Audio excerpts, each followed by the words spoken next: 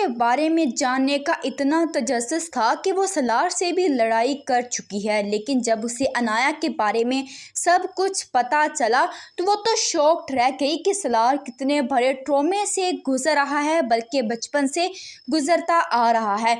ऐसे इंसान की जिसकी कोई हकीकत भी नहीं है उसे अपने साथ लेकर चल रहा है। वो डॉक्टर साहब से वादा करती है कि वो सलार को इस ट्रॉमे से निकाल कर ही रहेगी।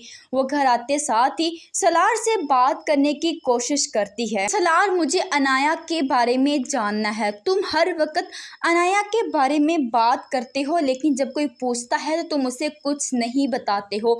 यहाँ पर सलार ईमान को कहता है कि ईमान, माजी की कुछ हकीकतें हमारे रिश्ते को कमज़ोर बना सकती है, इसीलिए बेहतर है कि तुम इन सब बातों से दूर रहो। तो ईमान कहती है कि बीवी होने के नाते ये मेरा हक है कि तुम्हारे माजी के बारे में जान सकूं, तुम्हें जो चीज़ दुख देती है उस बारे में जान चुकूं। सलार ईमान की बात नहीं सुनता, वो ये कहकर वहाँ से चला जाता है। लेकिन ईमान अब सलार से पूछ कर ही रहेगी, सलार को इस ट्रॉमे से निकाल कर ही रहेगी। वो सलार से एक बार फिर से बात करने की कोशिश करती है कि सलार, अनाया को कोई भी वजूद नहीं है। जिस दिन आंटी यानी तुम्हारी मम्मा की डेथ हुई उसी दिन अनाया की भी डेथ हो चुकी है। तुम उसे सिर्फ अपने तस्वर में कर चुके हो और अनाया जैसा कोई भी वजूद नहीं है। तो सलार को ईमान की बात पर बहुत गुस्सा आता है कि वो उसकी बहन को झुठला रही है। वो ईमान से कहता है कि तुम्हें इन अनाया से नहीं मिलना तो मत मिलो, लेकिन मैं ये बर्दाश्त नहीं कर सकता कि तुम उसके वजूद को झुठलाओ। इस वजह से बेहतर यही है कि तुम इन सब चीज़ों से दूर रहो, वरना मैं कोई भी फैसला लेने पर मजबूर हो जाऊंगा। वो ईमान को काफ़ी बातें सुनाकर वहाँ से चला जाता है। दूसरी तरफ जामन साहब, जिसे कि अपनी जान के लाले पड़े हुए हैं, और एक जैन है कि वो भी उसके पीछे पड़ चुका है। जैन अपनी गलती को सुधारने की खातिर अब वो फैसला कर चुका है कि ईमान की सारी मुश्किलों परेशानियां वो दूर करेगा। ईमान जिस भी परेशानी से निपट रही है, इस सब में जैन उसका साथ देगा। वो ईमान को फ़ोन करके मिलने के लिए बुलाता है। ईमान तो नहीं जाना चाहती, जैन उसे बार बार मजबूर करता है, वो उससे माफ़ी मांगना चाहता है।